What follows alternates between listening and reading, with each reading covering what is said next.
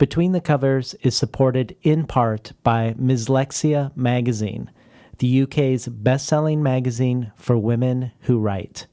Read by top authors and absolute beginners, no other magazine provides Mislexia's unique mix of inspirational and thought-provoking articles, advice, reviews, and interviews, as well as extensive listings for competitions, open submissions, courses, and grants. All this, plus a showcase of poems and stories from some of the best women writers working today. Issue 79 is out now, featuring writing from Mina Kandasamy, Jackie Kay, Ruby Tando, and A.M. Holmes. Find Mislexia on Twitter, Instagram, and Facebook at Mislexia, or visit mislexia.co.uk to subscribe from just £19.99 per year. Between the Covers is brought to you in part through the support of Propeller, a magazine of books, music, art, film, and life, and its publishing imprint, Propeller Books. Visit them on the web at propellermag.com and propellerbooks.com, or on Twitter at propellermag. Coming up next is my conversation with R.O. Kwon about her debut novel, The Incendiaries. Before we begin, I just want to remind you that Between the Covers is still a listener-supported labor of love. I'm still the one-man band making it happen, and you can still go to patreon.com/betweenthecovers and support the show if you find these conversations fulfilling. Enjoy today's program.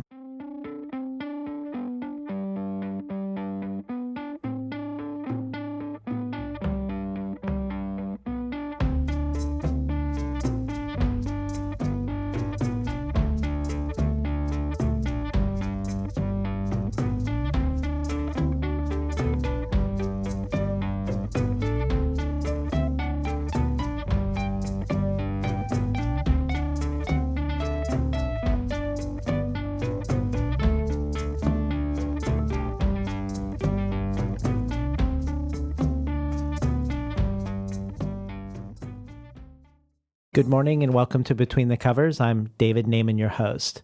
Today's guest is novelist R.O. Kwon.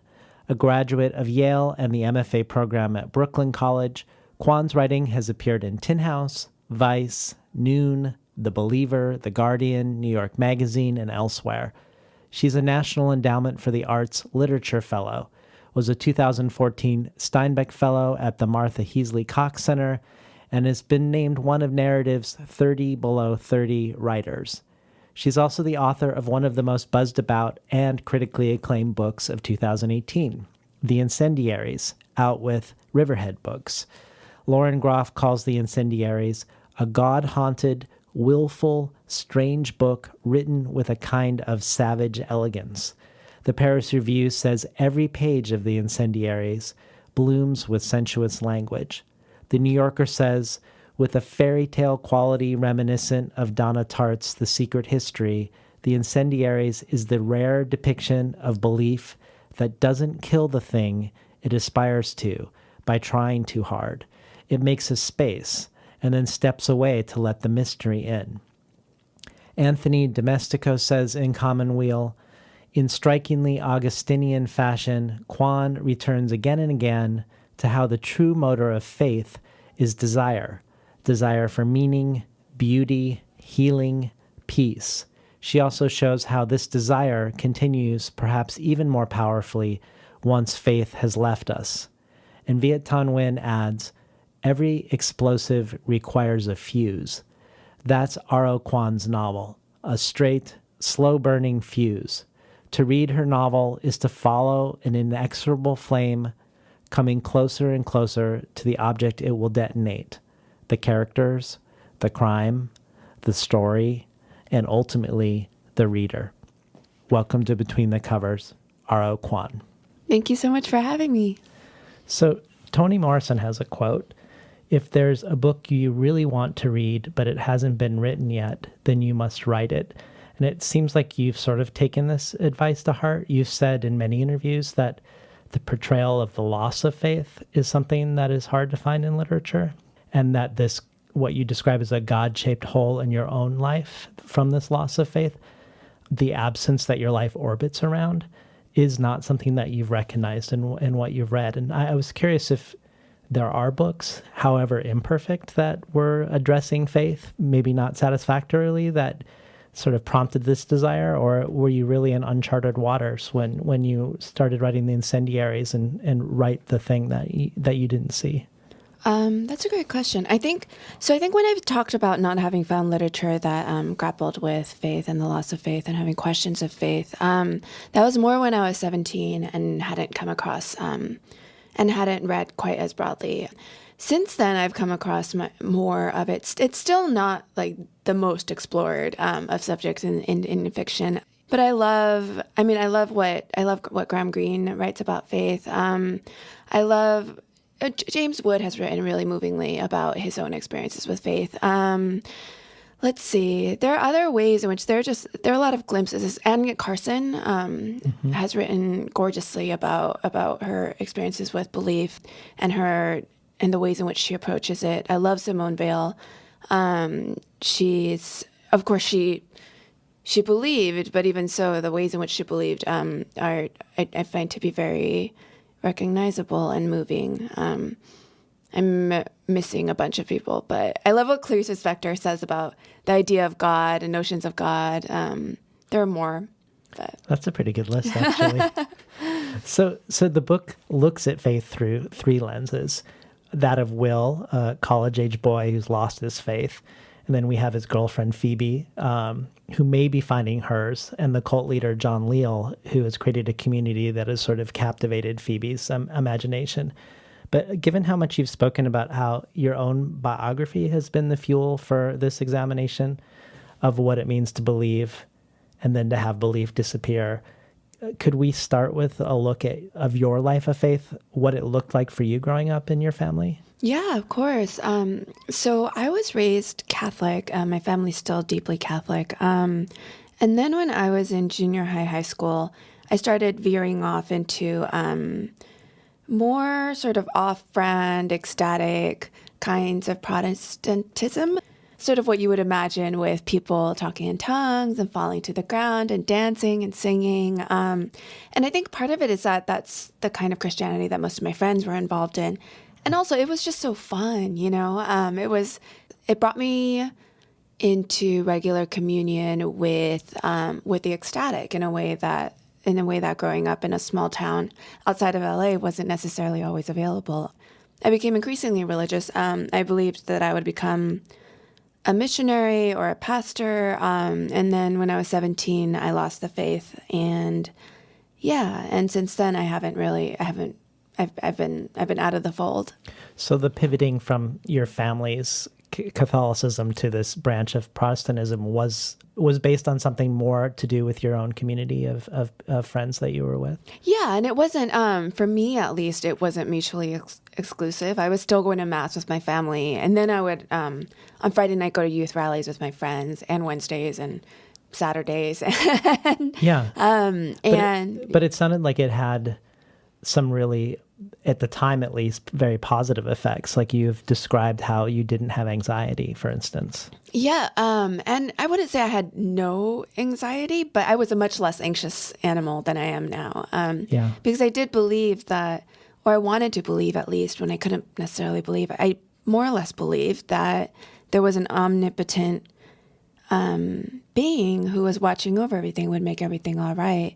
And that there was no death, and I would never lose anyone I loved. And that was such a different way to live than how I live now. Yeah. And the branch that you went into was different enough from Catholicism that your family was concerned that it might have been a cult, even though you didn't consider it one, and it wasn't considered one. It wasn't the branch itself. It was just one of the churches that I would visit with my friends. Had a youth group that was absorbing enough that my parents were a little worried. A lot of parents were a little worried, but it really wasn't. It was just more able to keep more of our attention, I'd say, than some of the other youth groups. I would love to talk about cults, and specifically the cult in the Incendiaries. I would love to start with John Leal, the cult leader. You said you did a lot of research on cults, but then ultimately abandoned a lot of the research because you wanted the cult that you created in the book to sort of stand on its own terms. So I was hoping maybe we could start with a description of the personal mythology of John Leal's past that is so compelling to people. The story that he tells his followers is that he went off to Yanji in China, which is a border town, and where, in fact, there are a lot of, that is where a lot of refugees end up because there's a river between China and North Korea. And when it's frozen, you can cross it, and it's a nexus for a lot of refugees and a lot of people who want to help refugees. The story that he tells is that he went there and he was helping refugees, and that he was kidnapped and taken across the border to North Korean Gulag, where he stayed for some months, and then was brought back to the border and just told to cross back. And I think he paints himself as a hero, and a kind of outsized hero in a way that I think his followers end up finding to be very appealing. So can you tell us a little bit about some of the rituals and activities that are created in his group that, if you become a member, become part of your existence and part of your daily activities when you're in the group? At first, it seems like not much, For a while, they really do sit around studying the Bible, listening to music, eating together. And then it's only after a while that the activities start intensifying, and there are physical rituals that he asks of his followers. There's a lot of sorry, I haven't described this to anyone before, so I'm trying to think about how to describe it without, because I know people get so mad about spoilers. Well, one of the things that comes to mind to me is the digging of a hole and then the filling of it back up. Yeah. I mean, even though that it doesn't serve any utilitarian purpose, in a way it sort of does in terms of community building, because they get this task, and then it almost feels like there's a meaninglessness to the task, but it's also sort of like a Zen koan in a sense, like you're going to do this together, and then you're going to be in a different place. Yeah, that's so lovely. And there's also something, I think, to that task of asking his followers to commit themselves over and over again to doing things that don't necessarily make sense to them. When you were writing this book, did you do a lot of research about Christianity in Korea? Or did you already know a lot about the history of Christianity in Korea? Because I've always been curious why Christianity took such a hold in Korea compared to other countries in the region. Yeah, I did do research into Christianity into Korea, less so than some of my research into culture and into radical groups and into the history of abortion rights, reproductive rights in America, just because Korea itself does play less of a role in the book. There's a variety of explanations for why Christianity did take a hold in Korea. I will say, though, that it still didn't take that much of a hold. I mean, I think the last time I saw the numbers, it's maybe 30% of Koreans are Christian, Korean Koreans in Korea. It's more like 80% in the U.S., Korean Americans. But that's still pretty high. 30% in South Korea. Yeah. Given it wasn't there at all at a certain point. But I mean, there's a variety of reasons that I've read. One is that Christians got very involved in fighting against communists in South Korea, and so that was one way that they started attracting followers. They built a lot of schools that became appealing. And the little bit that I was looking into, just out of my own curiosity and reading the book, was even in the 19th century, Pyongyang was considered the Jerusalem of the East because of the number of churches it had. I mean, I think Korea was like 2% Christian at the time, but instead of 30% now. But still, then there was some sort of something that was particularly Korean that wasn't happening in China or Japan. And there are also ways in which, I mean, in Japan, from what I've read, I'm definitely not an expert on this. I mean, not that I'm an expert at all on Christianity in Korea, but from what I've read in Japan, they were very, very opposed to allowing Christianity into the country. But I did come across the number at some point, and I don't know I don't know if this is still true, but at least at a certain point, South Korea was sending more missionaries abroad than any country but the U.S. And that was in absolute numbers, not in relative numbers, which Wow. of course is huge given South Korea is so small in terms of the size of its population. Have you ever seen the movie Secret Sunshine No, I haven't. by Lee Chang-dong?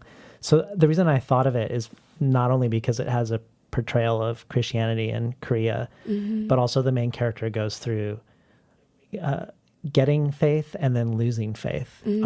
But what is happening with that main character reminds me a little bit of what's happening with Phoebe and the Incendiaries, in the sense that the faith that the person gets in Secret Sunshine and loses is happening right after the death of someone very close to them. And it seems like with Phoebe, perhaps the fact that she's in mourning and that somebody very close to her has died and her life is destabilized, that maybe there's some connection between this vulnerability and this openness to accepting faith.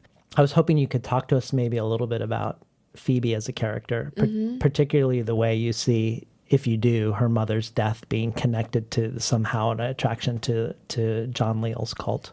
I think when people, I hesitate to generalize, but for my characters, and for me certainly, when these characters are grieving, when they're feeling pain, they become more open to change perhaps than people who are feeling relatively contented and relaxed and feel as though things are going pretty well. And so they become open to different kinds of answers to the questions that they might have. And Phoebe is in a great deal of pain when she comes to Knoxhurst, to the college town where much of the book is set, and that does make her more vulnerable to someone like John Leal. Maybe you could read this one little section that I marked out on page 149. Yeah, absolutely. It wasn't that Christianity fetishized pain or exalted it. What point could there be in glorifying something so available? It would be like exalting oxygen. But the faith did recognize the potential effect of pain, how it can, with most of us, open what's closed. Like cut flesh, we become available to excluded possibilities. Light enters in the injured place, he said, that the bones which he hath broken might rejoice. We've been listening to R.O. Kwon read from The Incendiaries. So sort of as a mirror image to this quote, you said that your loss of faith was a devastating loss, one that causes enduring pain, and that there was no precipitating event, that it happened both suddenly and gradually, or gradually and then all of a sudden. But do you feel like the pain of the absence of faith also opens something that is closed, that it makes available excluded possibilities, or is it only unidirectional in that sense? Like when we talk about John Leal's twinning of pain and opportunity, essentially, what's your orientation to the loss of faith and the pain? That's such an interesting question. No one's asked that. I will say, but this would be natural, or this would be obvious, perhaps. After I lost my faith, I did become a very different person, just like from the top to the bottom of the kinds of things I believed. I probably would have, and this is so horrifying to me now, but I probably would have identified as a Republican in high school, and insofar as I really thought about it. And now, of course, I'm I couldn't possibly be more progressive, I think. And so there are the ways in which I've like very much changed in my values. Since losing my faith, I've learned to, and I try to take more joy.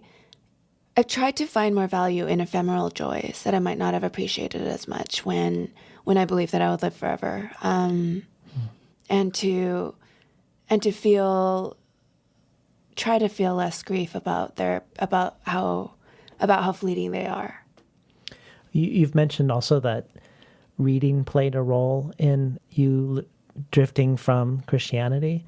was it just reading in general, or were there like certain pivotal books that sort of cracked the system and broke it? I love how you word that. It was just reading in general. It was just spending so very much time because I loved reading. It was my favorite thing to do. Spending so much time in the heads of people who weren't like me and who didn't believe as I did. It just became increasingly difficult to believe that anyone who didn't believe what I believed about how the world worked was doomed to burn in hellfire. And you've also said Anne Carson's Eros is where the novel began, and I was wondering how so. I don't really know, and this breaks my heart. It's just that I was reading Eros and I was loving it, and I just like falling in love with Anne Carson. And I was in grad school, and I just remember I was like taking notes on, I was just scribbling all over the page, taking notes all over. And there was something about that book and its focus on the Sappho fragment that she centers the book on, that meant a great deal to me, and about love and about not quite being able to have what you love. And anyway, but I lost that book because in a fit of drunken exuberance, I had a dear friend over, and I usually don't lend books that mean a lot to me for exactly this reason. I lent him this book because he hadn't read it yet. And then he lost it. Is he still your friend? We're still friends, but I haven't lent out books that mean a lot to me ever since, because I know that that's what happens with books you lend out. If you lend out a book, you have to assume it's a gift. Like it's probably never coming back. Yeah. I think that the New Yorker is really apt in the way they describe the book as a rare depiction of belief that doesn't kill the thing it aspires to, that you make this space and then step away to let in the mystery. There are ways in which the book is constructed that sort of creates this alluring yet undefinable and untouchable space of mystery, I think. And one of them is that we seemingly get 3 points of view, but really they're all filtered through the recollection of one point of view, Will's. So even though we think we are in Phoebe's point of view, or sort of in Phoebe's point of view, we really are in Will's comprehension of Phoebe. And Will, I don't think, really understands himself that well, let alone his girlfriend. So there's a way in which the book and Will seems to be grasping towards something that is undefinable and maybe not unknowable, but at least it's not known. And I know that other interviewers have probed about the meaning of this setup. I think the setup's really effective because I feel like it doubles down on this question of faith and mystery and allowing the mystery to live. And some of these other interviewers, and I would include myself in this, thought there was a deeper meaning structurally to the story, that it's the story of a Korean American woman sort of ineffectually told by a white man's over. The framing is of the white man who's sort of inadequately able to tell the story. But it also seemed like in a lot of these conversations, that's not really something that was intentional, but maybe this was more through a process of trial and error and drafting around voice that you ended up with this structure. So I would love to hear, because it's really strange, this way in which we switch points of view, but we almost, in another sense, don't ever switch point of view. Yeah, no, it very much was trial and error because, as you may have already have read, the book really did start with just Phoebe, and that was how I originally thought that the book was going to be told, by having her tell the whole story. And then I found that she just goes through so much. She loses so very much, and then she believes she gains a great deal. And the book felt very spiky to me when thought of that way. Just like too many ups and downs. And I found that letting someone who loved Phoebe but wasn't at the center of the action, letting someone else tell a lot of the story, just let more air into the room, let more air into the book.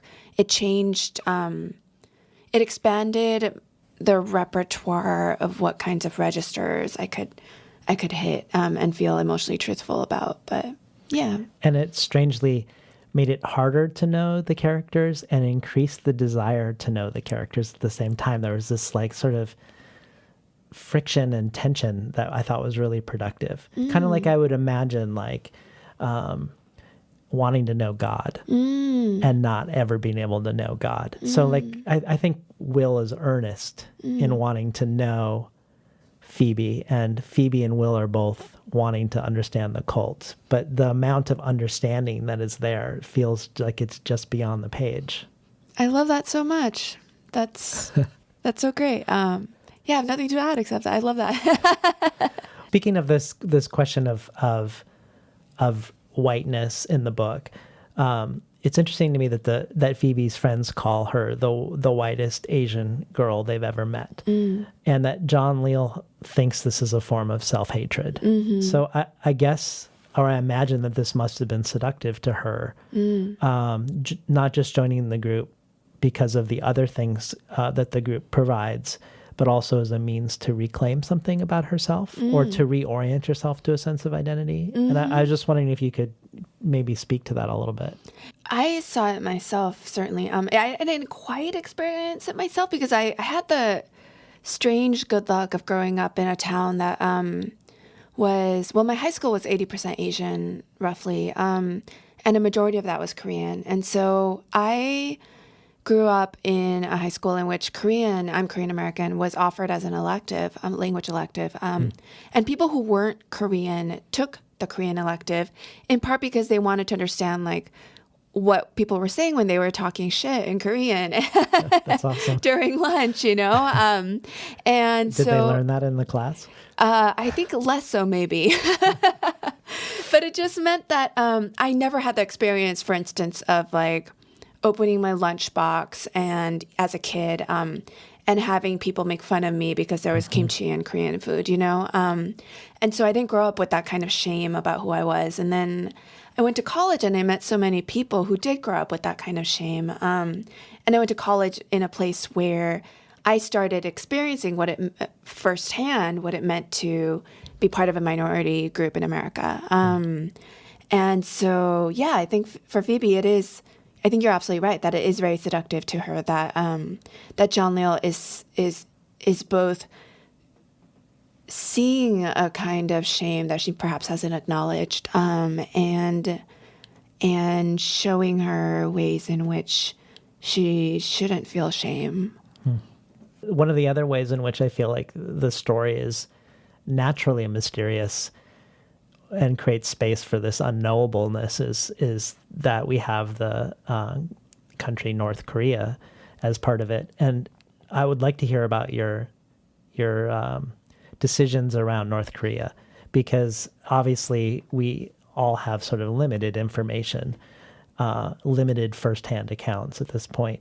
So I was wondering how much research you did regarding North Korea and how much you wanted to leave it sort of in the space of the imagined or the unimagined. Yeah, it was of the utmost importance to me that the book not try to make claims about North Korea as an entity. And yeah, I did do a lot of research, but it wasn't because I was thinking, oh, maybe I'll write about North Korea. It was just that I had family history in North Korea, and I think I wanted to know about these distant family members who I knew nothing else about otherwise. And when North Korea started sort of making its way into the book, which is more how it felt, it was more that John Leal started taking on this North Korean past. I very much wanted to leave space around anything I said about North Korea, and to sort of depict that unknowing itself, to depict that uncertainty in self. I didn't want anyone to walk away from this book thinking, okay, yeah, like I really know a lot about North Korea now. I felt that I felt and feel that there are a lot of responsibilities that come with even fictionally depicting a place, when there are so few depictions available outside of the country itself of the place. Well, what sort of, if any, family stories did you grow up about North Korea? So that's, I think that's part of why I went on the spree of reading about North Korea. No one ever really talked about it. It wasn't a thing. It was just that I had ancestors who had fled what's now North Korea, but of course then it was just one country, who had fled what's now North Korea before the start of the Korean War. And so there was just like a detachment and divide from all of it. But that meant that I have or had distant family members I've never met who were or are still there. But do you think that silence in your family was a taboo that wasn't approached, or was it just a lack of focus on that? I'm not really sure. It's really, it's hard to tell. This is true of a lot of Korean families. My parents tend not to talk about the past. Even just the most basic questions like, why did we immigrate here? And they always say, well, it was for your education. And I know that that's true. And education's always been very important to them. But my entire family, including like every single one of my cousins, all my aunts and uncles, like we all moved here within something like a 10-year period. And it wasn't, and it wasn't as though, well, how to put this? It wasn't as though they were starving in South Korea or anything. My father had a lot of friends in Korea. He'd gone to school there. He was working at Hyundai. Like he had like a life. But they all uprooted themselves and came. And the only story I've ever heard is that it was just for our educations. But that I don't think is the entire. I don't think that's the only reason why. And I haven't heard otherwise. Yeah. And if I ask, they still say, "Oh no, honey, it was for your education. Don't worry about it." And there's no anxiety about you investigating North Korea or putting it in the book from a family perspective necessarily? No, not at all. My family has very little. They both don't really talk about the past, and they don't really exhibit anxiety about it, which is really interesting to me. It's not as though I grew up feeling as though there was an abyss of pain that they were shielding me from. But it does extend even so far as like my grandmother won't talk about the Korean War and what happened, and she'll just say, "Don't worry about it. Like it's not, it was fine." And it's just like I'm just like I've read about the Korean War, like shit went down. What's weird to me is in the culture at large, it doesn't feel like the Korean War even gets acknowledged as a war. Like I think of, America if we think about films about Vietnam or films about World War II, it feels strange to me, the absence of sort of a cultural or political or ethical engagement with that war even having happened. Yeah. There feels to be there's not a silence around North Korea now, but I would imagine that most non-Korean Americans could say very little about what happened in the Korean War. Yeah, and it's perhaps especially strange given that the U.S. still has a military presence in South Korea. Could you tell us a little bit about the essay you wrote about the Olympics? Sure. I just wrote that because I don't usually watch a lot of sports, but I tend to love watching the Olympics. I think there's something about these like short bursts of people's lifelong hopes being displayed on the screen that I find to be tremendously moving, and as a lot of people do. And I was trying to watch the Olympics this time around, and like almost as soon as I started trying, I started crying. And there was something about when they had the two Koreas come in together, it felt incredibly painful to see a sort of display of unity that felt very different from the reality, especially then of the relationship between the two Koreas. Did you also mention in the piece that terrible comment about Japan? Oh God, yes, I think I touched on that. Oh my God, yeah. I've forgotten his name, but the person, the Olympics commentator, who said that.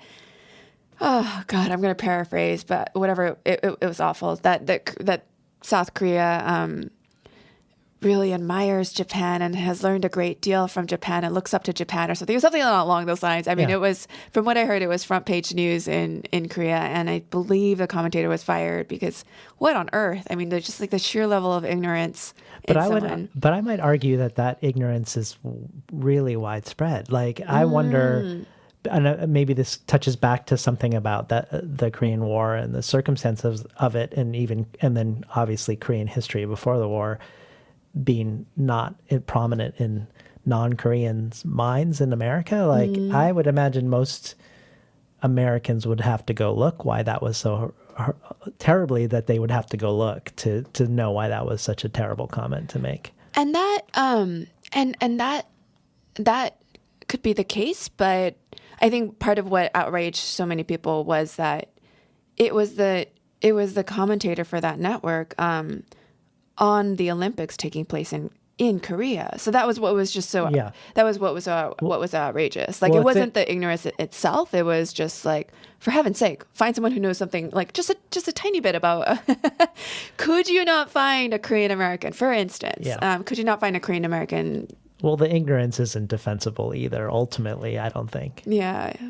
One of the things I wanted to also touch on around North Korea is you set up a parallel, I think a structural parallel at the beginning of the book that you just touch on, but I thought it was interesting. You sort of characterized the belief system in North Korea as one sharing structural characteristics with that of faith in the opening pages. In speaking of John Leal in the Gulag, you say, punished for absurdities, they still maintained that the beloved sovereign, a divine being, could not be to blame.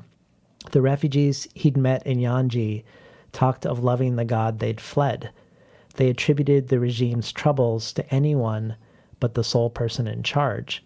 And in a way, it feels like that, while that's a description of their relationship to the beloved sovereign or the divine being leading North Korea, it also seems to implicate Christianity. Because in the sense that you blame everyone but the sole being in charge. So in a sense, like whatever's going on is not going to be blamed on God or the divine being. I didn't know if that was an intentional nod to something. I don't know if it's totalitarian or something to do with certainty and faith, regardless of whether it's a secular faith or a religious one. I wasn't implying much about Christianity itself in there. It was, given it's filtered through, well, given it's what John Leal in theory would have said for himself. It was John Leal's take on Christianity and John Leal's take on belief systems. Well, I want to have you read another section. And partly the reason why I want you to read it is because it feels like I'm curious about your writing education or your writing interests, actually, because after encountering one amazing sentence after another amazing sentence, and then reading interviews where you say things like, I love the roll and crunch of syllables in my mouth, and where you've recorded yourself reading the book out loud so that you can play it back and listen to the sounds, and how you've wanted to achieve what Susan Sontag called lexical inevitability, that every single line would feel as if it couldn't be any other way. It made me wonder, it mainly made me wonder whether you had a background in poetry. And if not, what your background was that brought you to the sort of a love of the sentence in particular. Yeah, thank you so much for saying that. That means a lot to me. I wrote a little poetry in high school, the way I think a lot of writers do, but what I love reading most and I also love reading essay collections and story collections and poetry and all of it, but what I love reading most are novels, and I think to me that was a clear indicator that that's what I wanted to write myself. But a lot of the writers I do love the most are such... I can read a whole book by Virginia Woolf or Mavis Gallant, and almost every sentence feels so exactly right. And so I think that the writers I love are the ones who taught me or showed me what was possible. Yeah. Could you talk a little bit more about your relationship with Virginia Woolf before you read? Sure. Because you have this book you won't name that you're superstitious. You're superstitious about it. It's sort of like she's sort of the patron saint of this book in some respects, right? Yeah. It was a book I reread every day for a few years, and while I was working on this book, and I would just like open it at random and read, like a paragraph, maybe a page. Sometimes I would want a particular passage, and I started to get to know the book well enough that I could just like open it without thinking, and I would find the passage. Yeah. And not all, but what it helped me do was it would just like help set the pitch for my writing day. It would help pull me back into my writing and into the world of my novel. I would read a paragraph and again just be astonished by something she'd done with an image or a turn that she'd achieved in a sentence. And the only reason I don't want to name it is because I'm just afraid that I don't know, that like she'll stop helping me. Not that I believe, I of course don't believe she's like real and out there, but I'm afraid that her work will stop helping me. Yeah. I don't want you to name it either, though I kind of want you to whisper it away from the microphone. So do you want to introduce a section and maybe read a little bit so people can hear the prose? Yeah, of course. Thank you. I'll just read the first chapter, which is a couple pages long. 1. Will. They'd have gathered on a rooftop in Knoxhurst to watch the explosion. Platt Hall, I think, 11 floors up. I know his ego, and he'd have picked the tallest point he could. So often, I've imagined how they felt, waiting. With 6 minutes left, the slant light of dusk reddened the high old spires of the college, the level gables of its surrounding town. They poured festive wine into big-bellied glasses. Handshaking, they laughed. She would sit apart from this reveling group, cross-legged on the roof's west ledge. 3 minutes to go. 2. 1. The Phipps building fell. Smoke plumed the breath of God. Silence followed, then the group's shouts of triumph. Wine glasses clashed together, flashing martial light. He sang the first spars of a Cheja psalm. Others soon joined in. Carillon bells chimed, distant birds blowing white, strewn, like dandelion tufts, an outsized wish. It must have been then that John Leal came to her side. In his bare feet, he closed his arm around her shoulders. She flinched, looking up at him. I can imagine how he'd have tightened his hold, telling her she'd done well, though before long it would be time to act again, to do a little more. But this is where I start having trouble, Phoebe. Buildings fell. People died. You once told me I hadn't even tried to understand. So here I am, trying. We've been listening to R.O. Kwon read from The Incendiaries.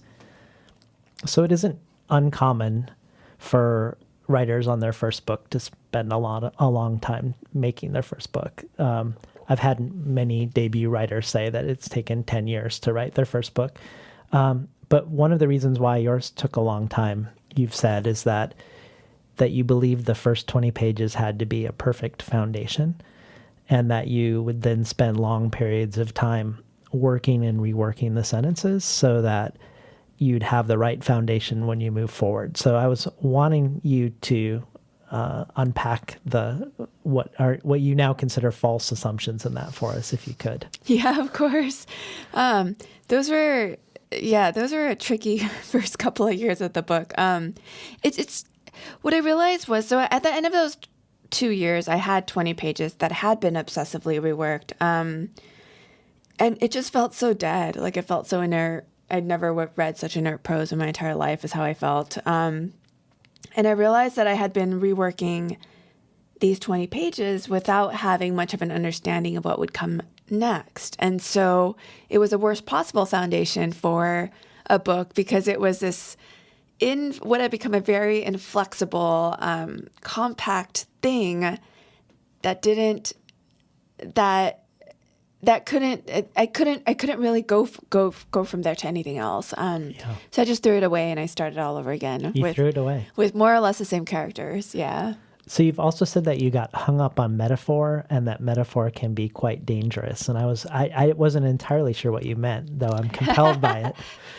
It was just I got really sold on the idea of a metaphor that I was only telling myself that you can't have a building without a foundation, and the foundation has to be solid.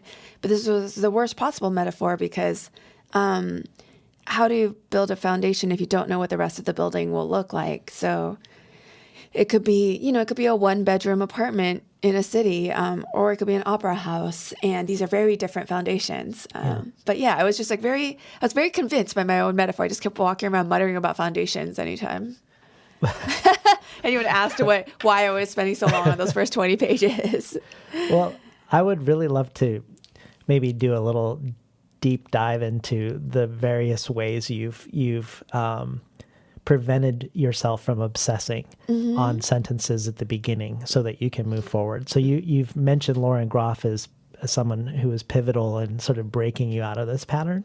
Yeah. So maybe you could tell us a little bit about some of the strategies you use now, so that you don't get stuck on making sure everything's perfect before you write the next thing. Yeah, of course. So she said, because I met her right around that 2-year mark at a writers conference. And she mentioned that she tends to spin through a few drafts by hand, writing as fast as she can. And she doesn't even read them. She just throws them away and moves on. So I tried doing that, but I would read them and I would pull out the parts that felt alive to me, that felt interesting to me, and put them into a document and then try again.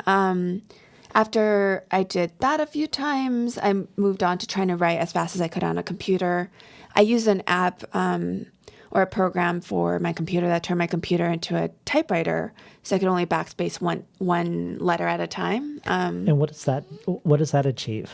It means that if I can only backspace one letter and then I have to move forward again, it means I can't go back and copy and paste. I can't delete things. It just forces you to march forward more or less. All it lets you correct really is typos. And so that was helpful. What's that program called? It was called Typewriter, but I think it's gone. But I think there are other typewriters now that replicate that.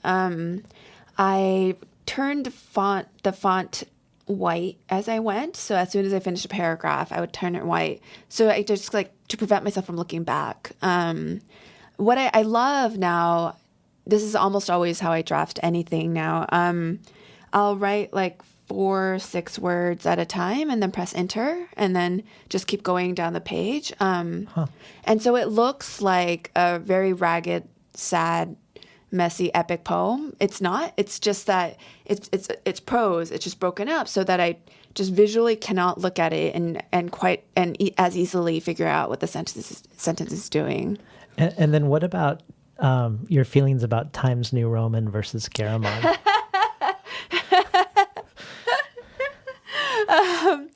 I got so emphatic about this in another interview with the Chicago Review of Books that they published the interview with the headline. I think the headline was, R.O. Kwon does not trust Garamond and neither should you.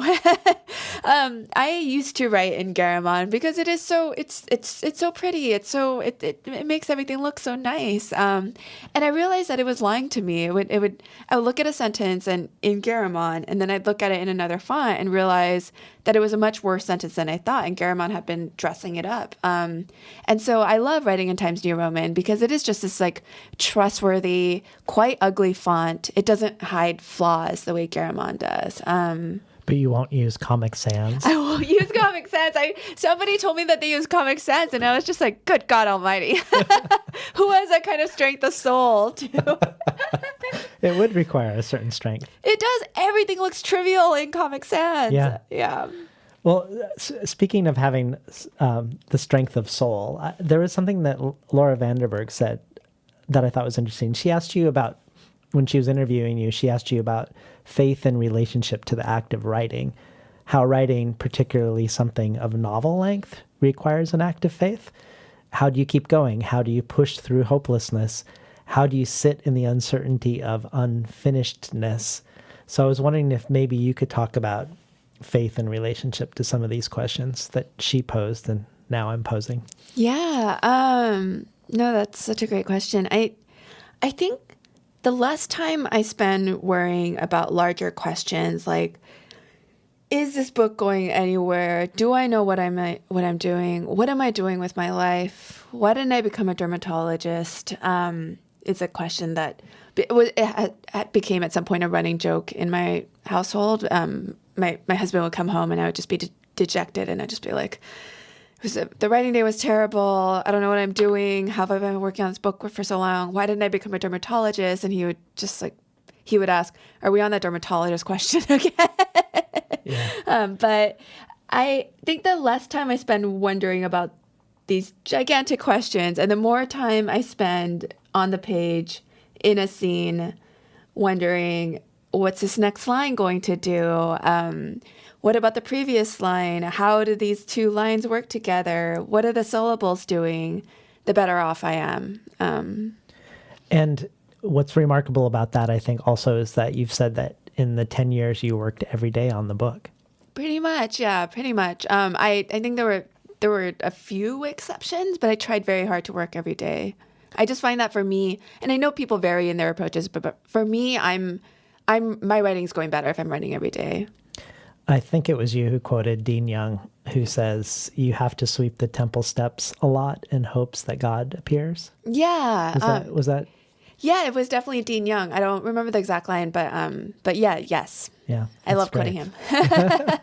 So to return to the book itself, one of the major things we haven't talked about yet is about terrorism and faith, a question that is central to the book.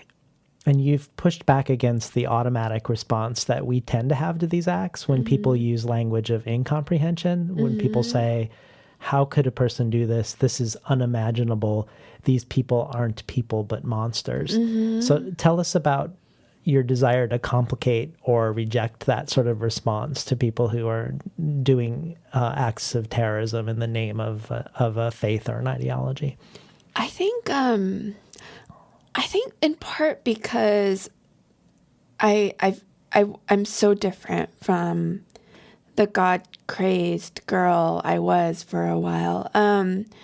I was fascinated while writing this book, and I remain fascinated by the varieties, by how different people's definitions of good and of right can be. And of course, we see this playing out every day in utterly heartbreaking ways in the news. And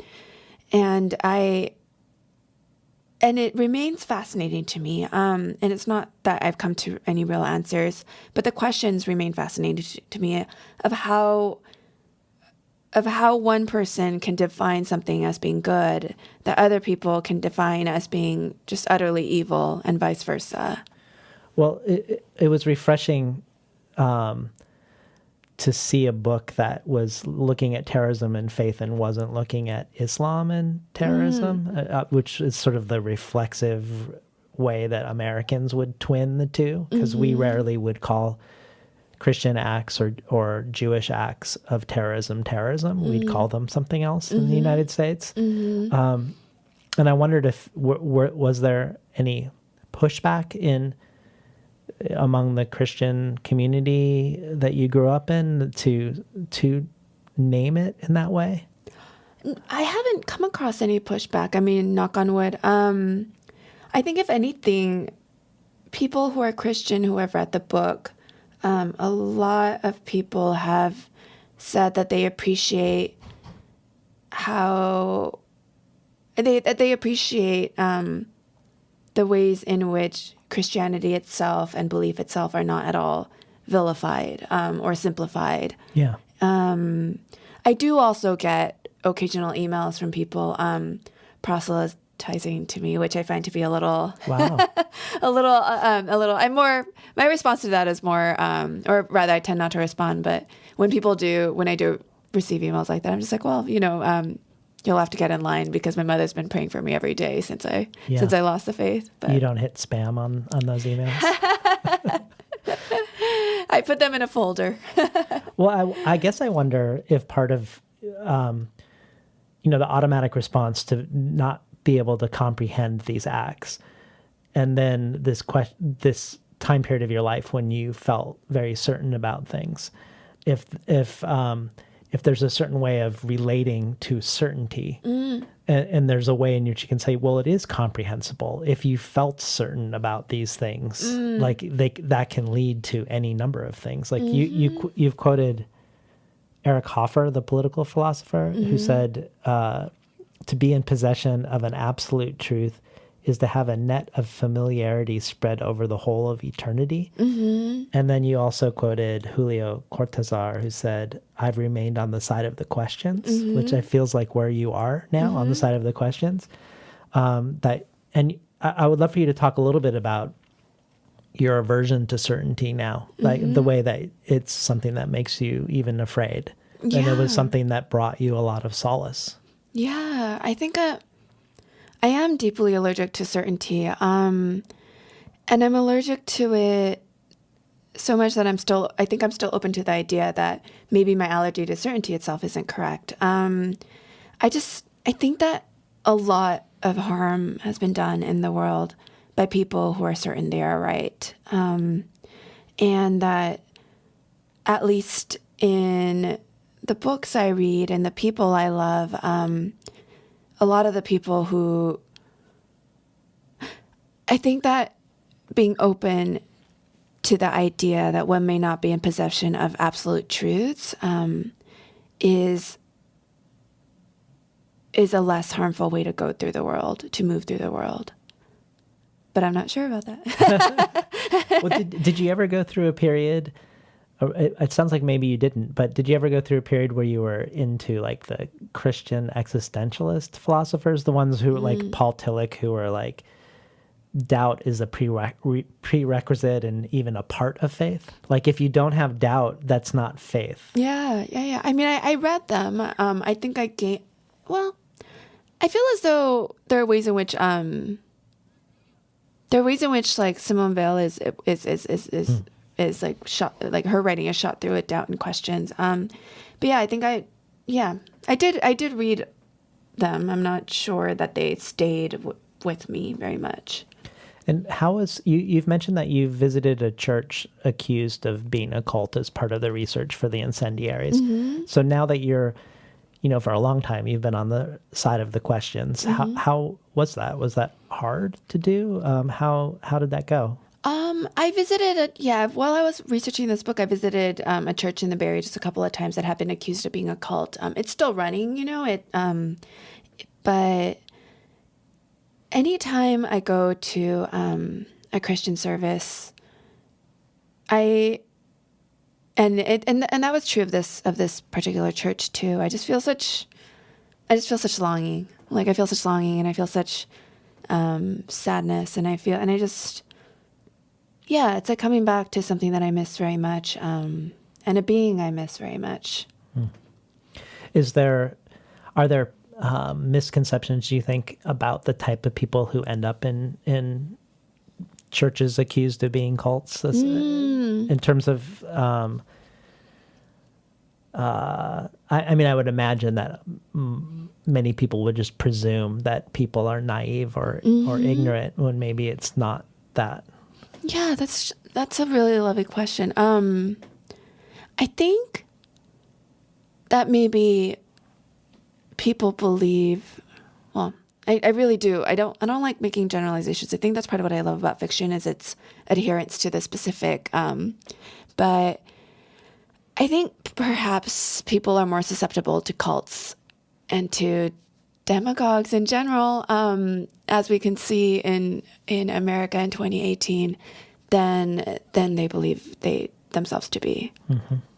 And that certainty is incredibly appealing in ways that not everyone necessarily recognizes. Yeah, they don't recognize the cults that they're in right now. Well, there's a very mysterious scene in the book when Will goes to Beijing, and I really love how you handle it. Speaking of complexity and mystery that fiction can do. So you don't give us Will's motivations. We're deprived of his motivations. and we're not really oriented to the scenario entirely, but he sees a girl on the street, he follows her. His following her terrifies her. And then when he realizes he terrifies her, he doesn't leave her be, but he pursues her to explain himself. And it's sort of impossible to know if this is just the bumbling, ignorant, and ham-fisted curiosity of a young guy or something more predatory. It doesn't really, it's very unsettling, and you just leave it there. And I love that you just leave it there. It's not, we're not going to know really.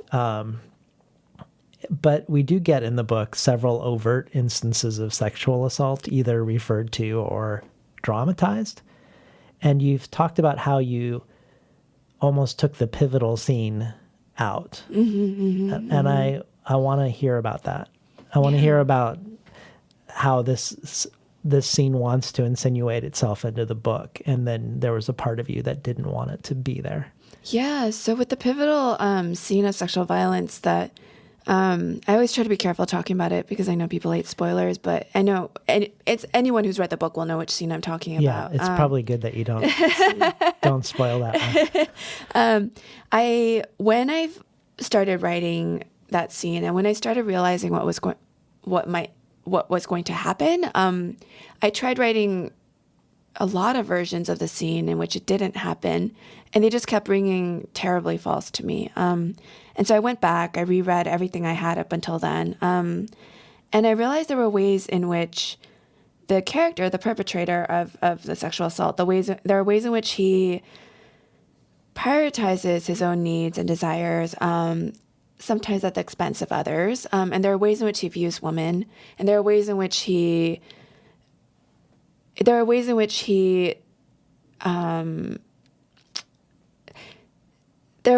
moves through the world that made this pivotal scene of sexual assault feel like the most truthful rendition of what would happen in that moment.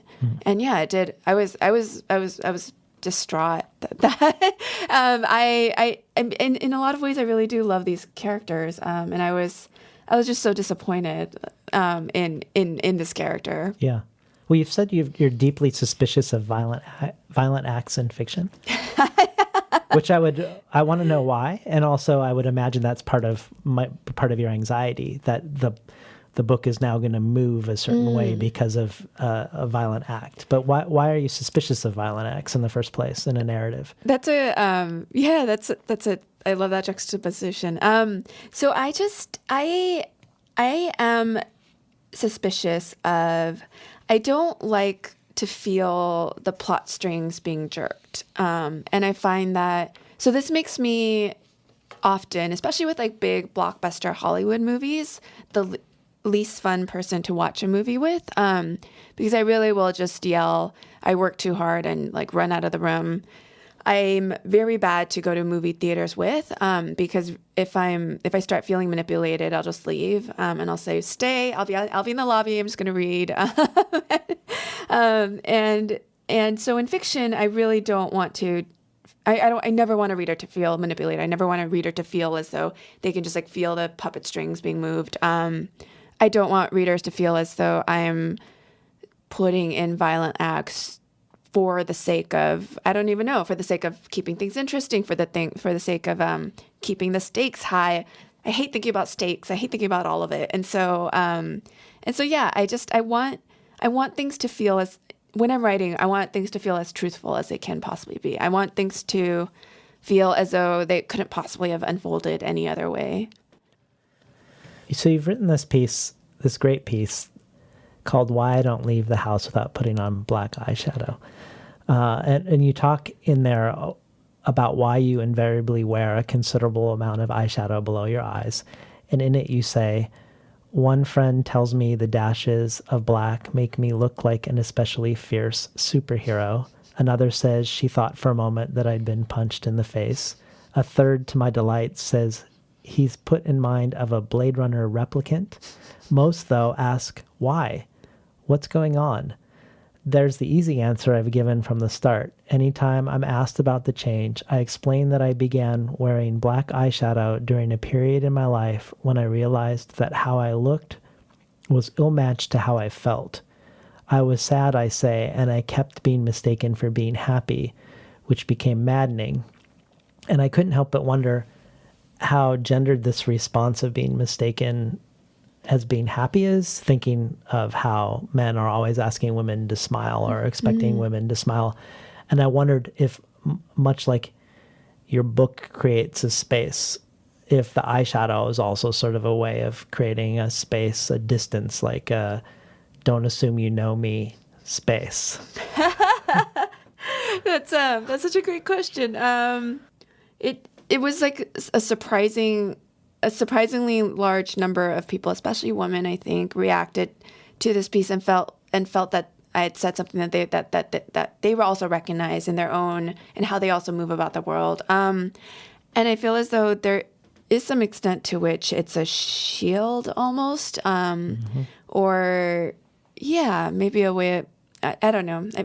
Maybe a way of saying this is people have told me about all the ways in which they also try to convey similar, in which they also have similarly complicated feelings about how they present to the world. And some people have tattoos. Other people, one woman said that this is exactly the reason why she likes to wear leather jackets. There's, So you've said that your next book is about women, artists, ambition, and sex. So I was wondering if maybe you could share a little bit about it. I'm like 2.5 years into it. But since December, haven't been able to focus on it the way I did with the Incendiaries. And so it's still very raw all over the place. My agent has been asking when she gets so she's been asking when I'm going to show it to her, and I'm just like, not for a while, not yet, but yeah. So that's a long way of saying that I still don't really know what to say about it, other than that it still feels very new, which is ridiculous. I've been working on it for 2 years. Well, it's new on a certain time frame. Yeah. What about? Can you speak about the anthology you're editing with Garth? Yes, Greenwell? of course. So it's called Kink. I'm co-editing it with Garth Greenwell, and it's being published by Simon & Schuster in the summer of 2020. It was bought by Ira Silverberg. And it's about it's all fiction, and it includes writers including Carmen Maria Machado and Roxane Gay, and Chris Kraus, Lydia Yaknovich, just so many writers I'm so excited about. It's also predominantly, and this makes me so happy, it's predominantly women. I mean, there are more women than men. There are more people of color than people who are not of color. There are more LGBTQ people than there are straight people. Everything about this makes me so happy, and I think it'll be really wonderful. And they'll all be almost all the pieces will be original, and so most of it hasn't been written yet. Yeah. Well, it was great having you on Between the Covers today. Thank you so much. Thank you for having me. We are talking today to R.O. Kwon about her debut novel, The Incendiaries. You've been listening to Between the Covers. I'm David Naiman, your host.